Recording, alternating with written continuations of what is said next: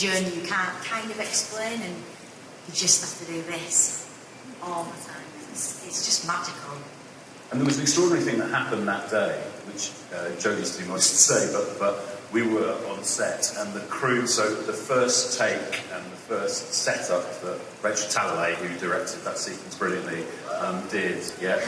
Hi Rachel, out there, that she did, they set it up, and the Jodie came on, got all ready, did it, they did the take, and sort of a lot of the crew gravitated towards the monitor, and the ones who were working on the floor, and then gradually they sort of all came up to us, and we were just sitting there. You talk about emotional moments, we were sitting there silently crying, going, oh my God.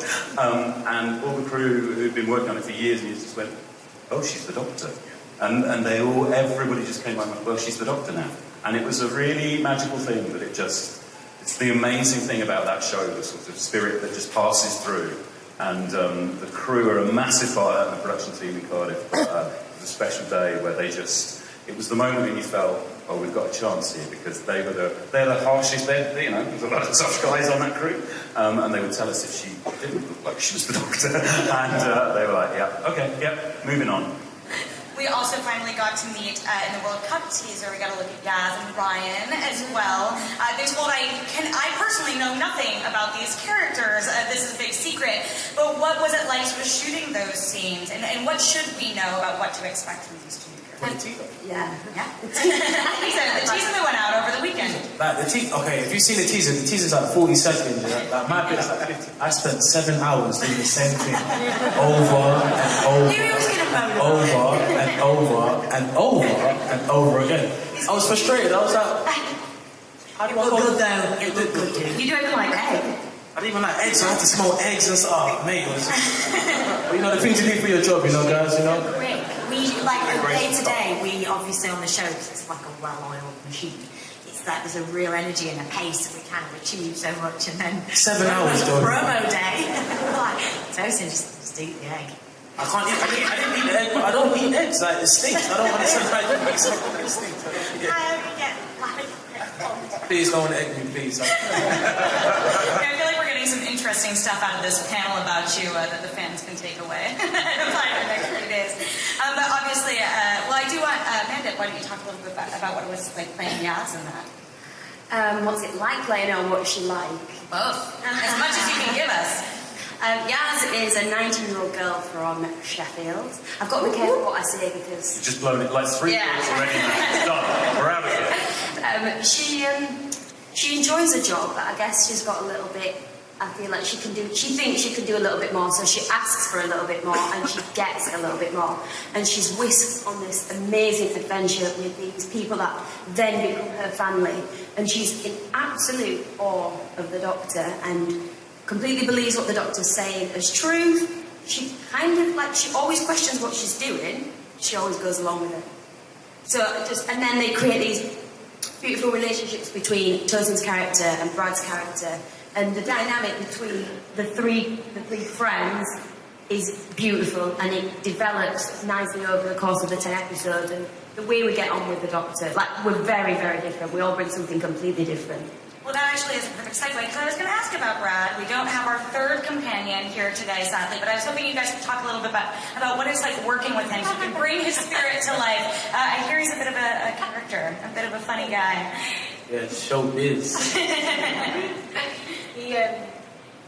He's amazing, and he's very difficult to describe if you don't know him. And I don't know, actually, across the water in the UK, I'm going to make a bold statement. Go on, bold. He is the funniest man I've ever had the pleasure of working with. Right, brilliant. Well, she just went there. Yeah. He is. It's hard to explain it.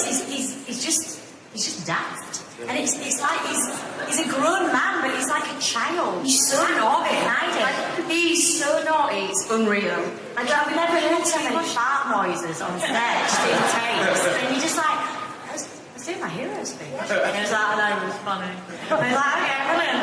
And there's a lot of practical jokes. I mean, any set is his toy shop for hiding bits of the set in a crew member's hood or anything. Or just I've got this band on the back of my leather jacket, and the amount of times I've headed into a scene and been pulled back And I'm just in and out of the shot like that, and he just doesn't stop. He doesn't stop, but it's really funny. I can't imagine what the Russians are like. But the character he plays, Graham's a brilliant kind of dynamic for us because we've got these three youthful, I'm counting myself as energised characters. Whatever I'm saying.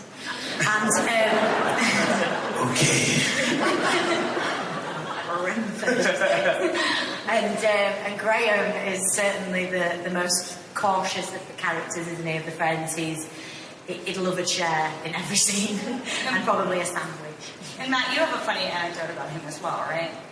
Well, I felt as though I let the side down, being the EP and not bringing Brad on. So when we got to the airport, it felt like Home Alone. It was like, where's Kevin? But it's, where's Brad? And so actually, what I tried to do is sort something out. So Terry, can you help me with that as well? Yeah, I think we have something to Yeah, I think maybe. Oh, These guys. What do you think is most important that the fans who just got to watch that take away from what you do have planned for the upcoming season? I think there's a lot of new things this year. I think there's new worlds, there's new characters, there's lots of new guest characters. I'm trying to pass that. I just got to keep New dialogue. new dialogue, new camera angles. What else, Matt? Yeah, sort of new look, new cameras. We're shooting on anamorphic lenses. We're shooting Much better catering. Really good. Well, spin maybe something you can speak a little bit more. Why the secrecy? Like, why don't you know? It's really cool and a rare opportunity for the Doctor Who fandom to like have basically an entirely new creative team. So what do you want people to know about sort of the approach that you're taking to an upcoming season like that? I think the biggest thing to say about secrecy, in a way, is secrecy is not an end in itself. It's not like, I mean, we are making this to put on television. It's not like we're doing it just to keep it secret and put it on a shelf and go, oh, that looks really cool. So it's really just so that we can get it to you guys and everyone in the world at the same time, all polished and all right and all exciting. And that it becomes, I think, I really love television when it's a communal experience. And the more that we can bring Doctor Who to being a communal experience so that you guys have it unspoiled at that time when we're ready to go to air, I think it would be really awesome because I want you guys to all be talking about it at the same time and we have things you're not going to want to be spoiled for, frankly. So Could you imagine going to the cinema to watch a film, but you see the ending in the trailer? yeah, a lot of trailers do that. Yeah, I say that happens sometimes. No, you're literally going to watch that film and you see the ending before you get to start the film. Yeah, exactly. I mean, also, what we're getting a big kick out of is looking at social media and everything else and all the speculation that's out there. And we think that's part of the fun for fans and audiences is to sort of try and figure out what they think we're doing. And then we nick some of those ideas as well. Put them in the show.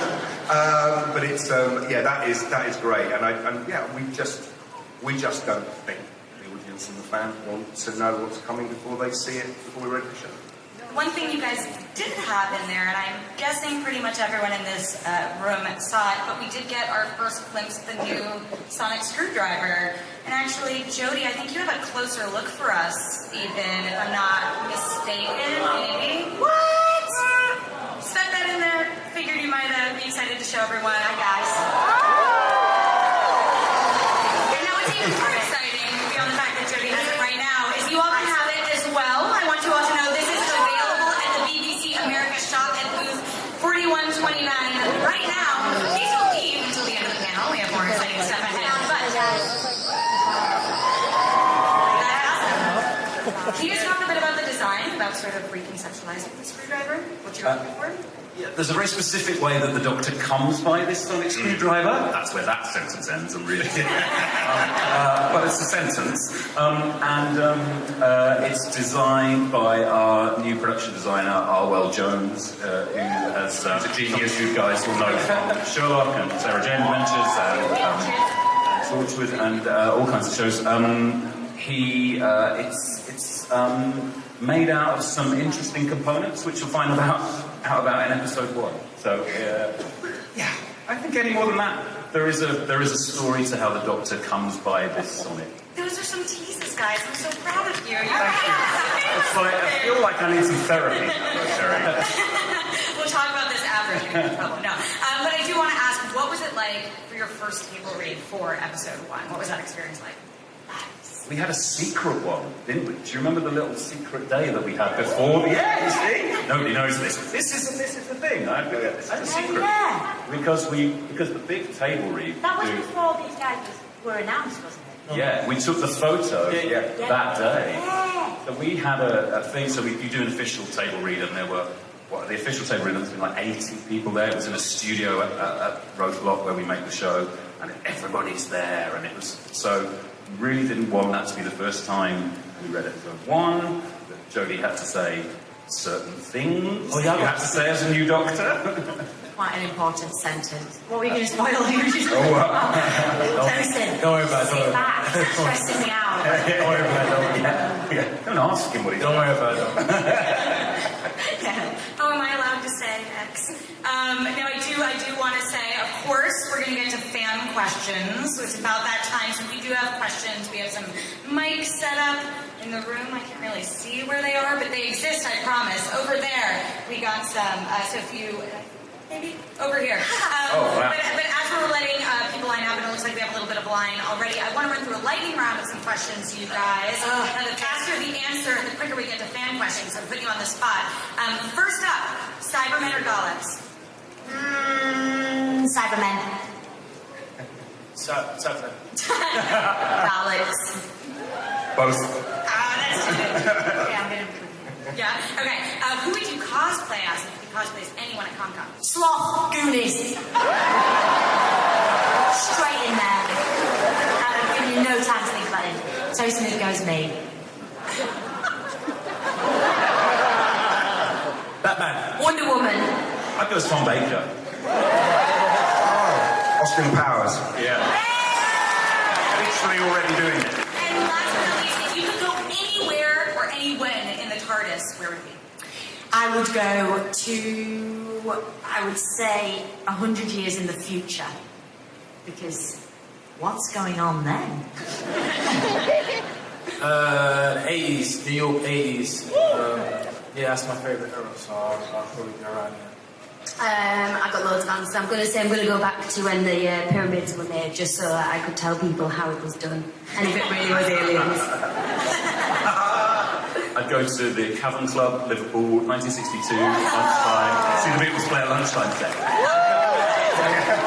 I would go to 1969 Las Vegas, the International Hotel, Elvis's first time on stage live for 8 years. Those are some good darn answers. Okay, cool. Let's get to some fan questions. Who we got up first? Hi, I'm the button lady. Hi! This is my Doctor Who cape. Everything on here is done. Wow. Amazing. My question is, Jodie, first of all, 13 is my lucky number too. And I was wondering if there was a jar on the set where people might have to pay £1 if they refer to the doctor with male pronouns. No, it wasn't. We've not had... do you know, I was guilty of it when I was auditioning. I'm trying to learn my lines. I kept going, oh, it's so hard because he says this line. I was like, man, we are indoctrinated to not ever put ourselves a little bit higher. And so, but no, I've had no one refer to me as a he, but I very often just get called the doctor. So there you go. We do a pound draw on a Friday, just for fun. Hi. This is actually a question for all of you. If you were able to make an episode with some wibbly, timey-wimey stuff happening, which doctors or companions from the past would you like your character to go on an adventure with? Or for the producers and the makers, who would you bring in just for fun? Well, you got some others. I'd bring David Tennant along. I need the reaction that will get you something. Yeah, I'd bring David Tennant. Companions, I'll only bring us. I'll bring us. You bring us? I'll bring Ryan and Amy Pond because she's his friend.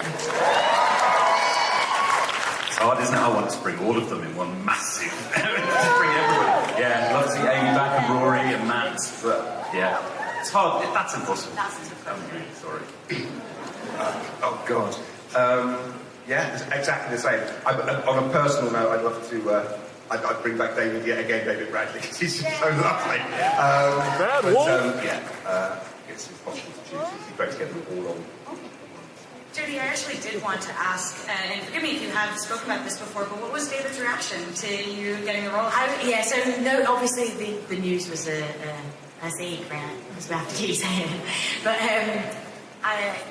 because obviously I know David and Chris are very good friends with him, he said, look, the person who's getting announced tomorrow is a little bit nervous, so can they give you a ring, just, so that you can, not a she, they can ask you a few questions. He said, so it'll, in the next 10 minutes, just keep an eye on your phone, and my name popped up, and he went, what? And he was like, why are you calling me? I was like, and then I went, and asked about a million questions. And all I remember him saying, and I actually was lucky to speak to Matt and Peter, and all I remember of it all was, this is the most amazing thing that can happen to you. And there's only a few of us who know how it feels. And I thought, oh, wow, okay, cool. cool. Next question. Hello. Nice. Doing great. It's not bad. I like it. It's comfy, isn't it? It's very comfy. I love the jacket. The jacket made by my best friend. She's a wonderful person. That story you just told was kind of a segue into what I wanted to ask you. The legacy of the Doctor, where children will write to the Doctor, and not to you, not to David Tennant, but to the institution of the Doctor, the idea of the Doctor, means so much to so many people around the world. I was wondering what kind of impact that's had on you already, when it hasn't even really started yet. What kind of impact being the legacy of the Doctor is for you? It was, I suppose, particularly because I had a few months of complete secrecy from finding out I got the job to the reveal. It can be overwhelming because being British is kind of a fabric of our childhoods. You might not have sat and watched it, but TARDIS is used in everybody's vocabulary, and knowing that this was it's within the rules of the show, the new direction. But I knew, obviously, being the first female, it was going to have some maybe extra responsibility thrown in. But it's incredibly inclusive, and it also feels, knowing that the fans are all over the world, it's immediately felt like this huge Whovian family that you want to be a part of, because it's so supportive and inclusive and fun. And actually, the madness will be a part of this, and it's shared with 12 other Doctors that I'm so lucky to be in that list of. So I think for me, what would I have said to myself at 8 if I thought I was in this position? I wouldn't be moaning about it. So it's only to enjoy. But we're standing on their shoulders, so hopefully we do them all proud.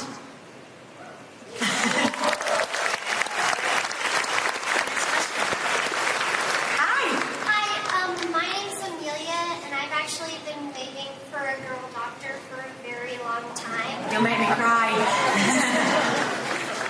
And I was wondering if there are going to be any certain...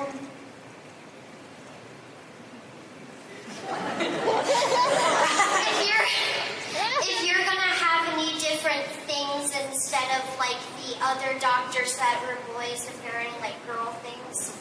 I think the thing about this role, which is why it's so amazing for any actor to play the role, is that essentially gender is irrelevant, and that's completely liberating. I've never really, as a woman who isn't a genre, is just a woman, I've never approached a role from thinking, oh, how would a woman do this? I've just done it from my perspective. But the wonderful thing about playing the Doctor is, I'm playing an alien. So all those rules are kind of irrelevant to the approach. But what you do notice, and I think I'm allowed to say, I'm going to quickly...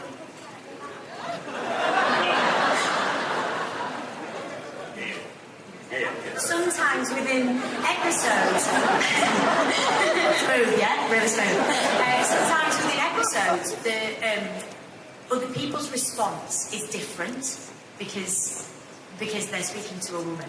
And that's interesting. That's why this role will continue to be layered and fascinating to play because I suppose of everyone else. Actually, I did want to pop in with a question. What do you guys consider to be the core tenets? I'm not intended. Maybe a little intended. The core tenets of the Doctor and who that person is, and what is the stuff that's up for reinterpretation upon regeneration?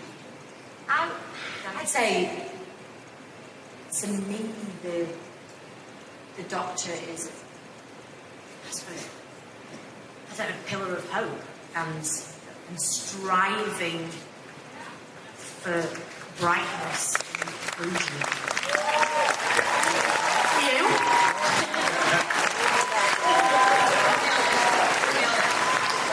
Not much to add to that, is there really? Yeah, pillar of hope is exactly. I think that's who Jodie's Doctor is. I think what you'll find is it's the Doctor you've known and loved with just a fresh take. Really, it's the thread is still there.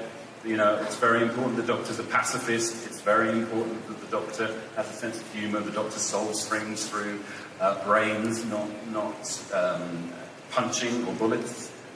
So the Doctor's still very much a Doctor, but pillar of hope. We need a pillar of hope in these times, and that pillar of hope is Jodie Whittaker. As the Doctor, she just says it's not her, it's the Doctor. Next question. Told myself I wouldn't get nervous, but I already am. So are we. It's all right. It's okay. All right. I just really quickly want to say that I super admire the role of the Doctor and that you guys have taken this on. I'm really excited to see what you guys bring to the table and stuff like that. I don't know. I'm just like ecstatic about it. Anyway, so we have like the previous Doctors, like 10. He was like happy-go-lucky, angsty at times, and then we have 11, who's just like super like running around and like getting stuff done. Like personality-wise, can you tell us anything about 13? Say, I haven't seen it. So, obviously, we're shooting and I don't watch playback very much. We've not seen any of the cuts of the episode, so as far as I think I'm doing, there's a lot. I feel like this Doctor requires a lot of energy, a lot of childish wonder, a lot of... You're stern. What? You're stern when you need to be. Stern, bubbly, energetic. Bubbly, that's what Sometimes you guys not angry. Angry. Playful. It's very playful. It's a very playful Doctor, I feel. Somebody help me. Fidgety. I'm quite fidgety. There's not a lot of stillness, I'm afraid. and this comes in the cuts you haven't seen, a joy for life. And that this Doctor is in love with life and keeps pushing for life and loves new experiences and treats everything with a sense of awe and wonder and respect.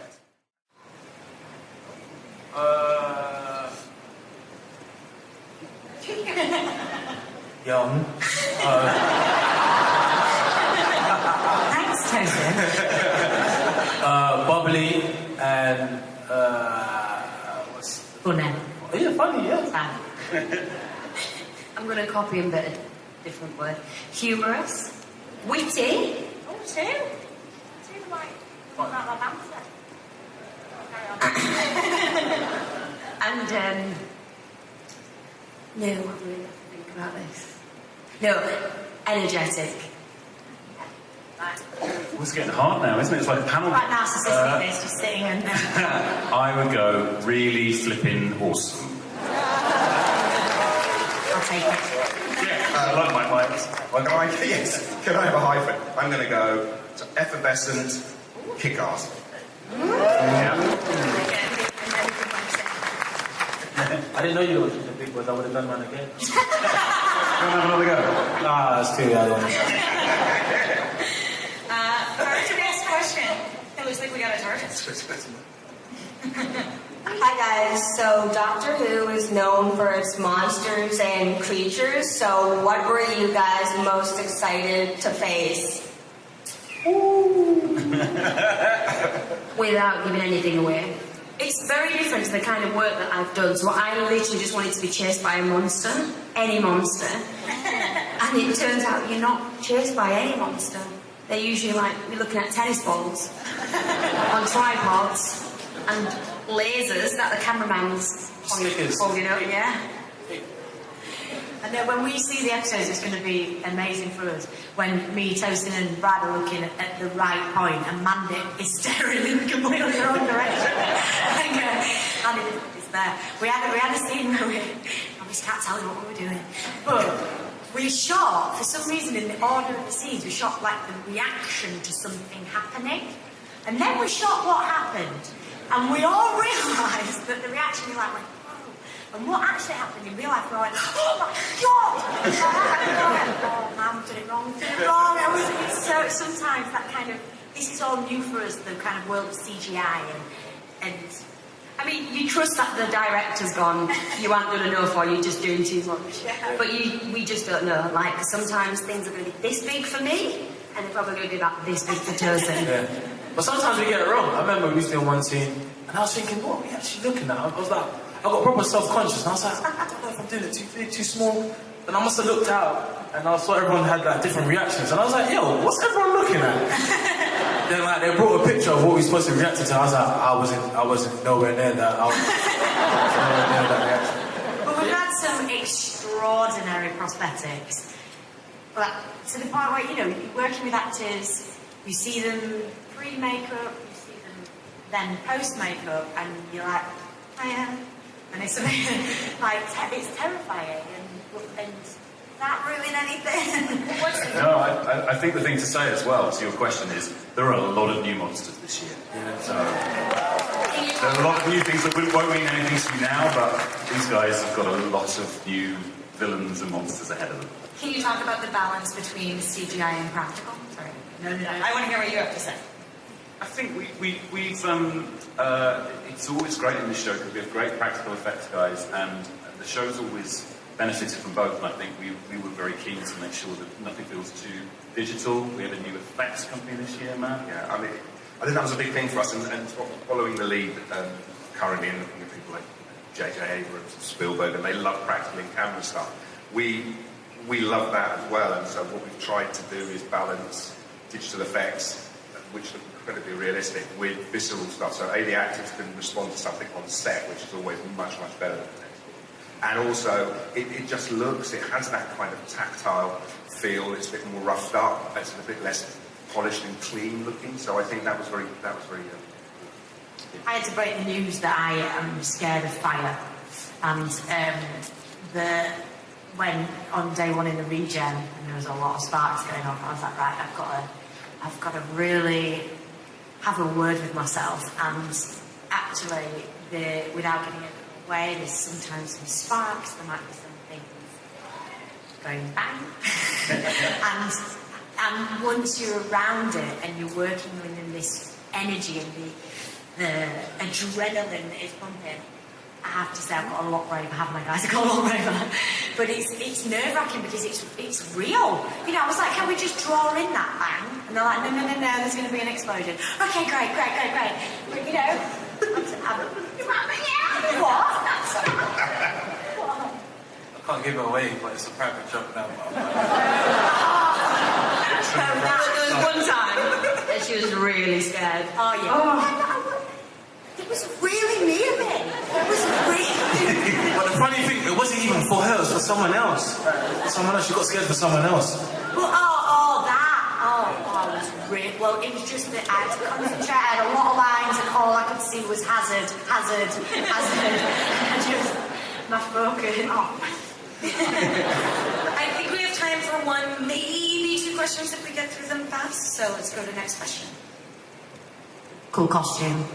Nice. So I'd say hi and welcome to everyone. And I know that with Stephen Moffat, he kind of set up a lot of things like the Weeping Angels and stuff before he became showrunner. Are we going to see maybe some of that, like some returning things from Torchwood or anything like that? No, not really, not this year. There's a lot of new stuff this year. I mean, we've got 10 standalone stories, we've got lots of new villains, lots of new monsters, lots of new characters for you to fall in love with. And I think, you know, my big message to you guys out here, you gotta help us, because obviously we know how much you love the show. And it's like this year is the perfect jumping on point for that person in your life who has never watched Doctor Who.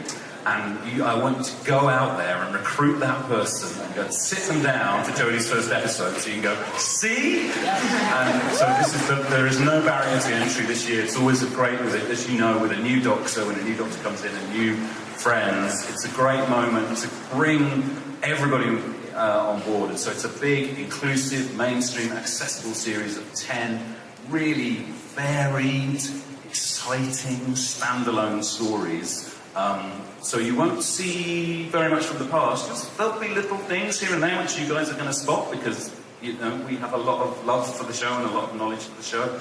But as much as anything, I think our job is, where does the show go next? What are the surprises for us as well as for you? So less old stuff returning and more new treats.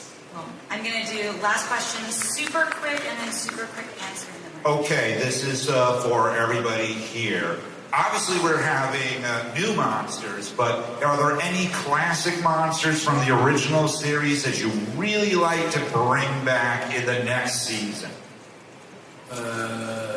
Chris? I'm not sure I'm going to announce it in Hall H. This year. I don't know, I haven't thought anything about that yet. Maybe, yeah, there's always things. I mean, there's a long list, isn't there? Come on, we've all got our lists. No, I haven't thought about it at the moment. I would never rule it out. There's so many great things in the back catalogue, so. Triples. Chances we see some Daleks this year. We got it, right? What are the chances we see some Daleks this year? Well, we've got 2 weeks left of shooting, we haven't seen any yet. All right, we still got time, don't worry. Yeah, okay. Okay, before we let you guys go, I do want to go down the line, and Matt, we'll start with you. I think, obviously, it's clear this is a very special show to all of us as fans and all of you guys creating it, so I want to start with Matt and Jodie. What does it mean to you to be in Doctor Who? I couldn't, but I mean, I'm lost for words. It's just incredible. I grew up with Doctor Who. My first Doctor I remember seeing was, what was it even Tom Bates? John Pertwee. So to be part of it and to sit in meetings where you're talking about the casting of the new Doctor, the casting of the new Friends, and building the new sets and new worlds, it is just awesome and awe-inspiring, and to reinvent it for new generations is just fantastic. Yeah, it means everything. It's the most joyous job, it's the most hard work, but it's the most rewarding work.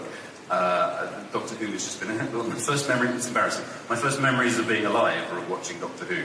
So I feel like I've been apprenticing this for a long time. My kids are in the audience out there, and my oldest, I took him on the TARDIS when I wrote my first episode. We have a picture of him when he was 4 on the TARDIS. He's 14 and 6'4" out there now. Hi, Cal. And my youngest was a little baby in a little blanket on the TARDIS in that picture. So for us as a family, it's really special as well to keep that coming through.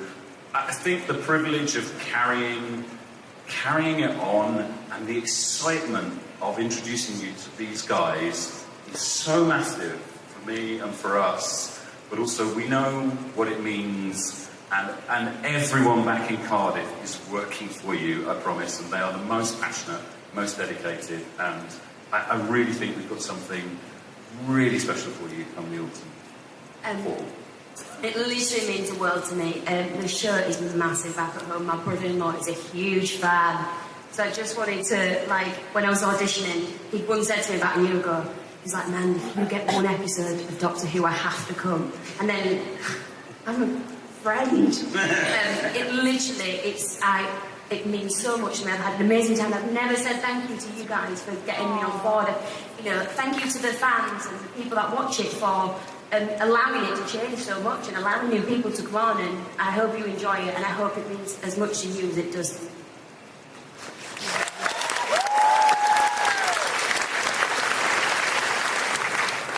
I love my job.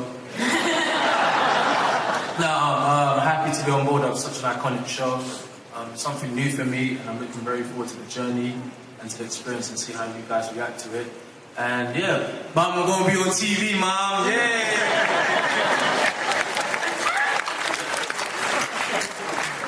So I was, and it's probably a huge shock, but I was born in the 80s. And I didn't have, when I was growing up, and you looked up to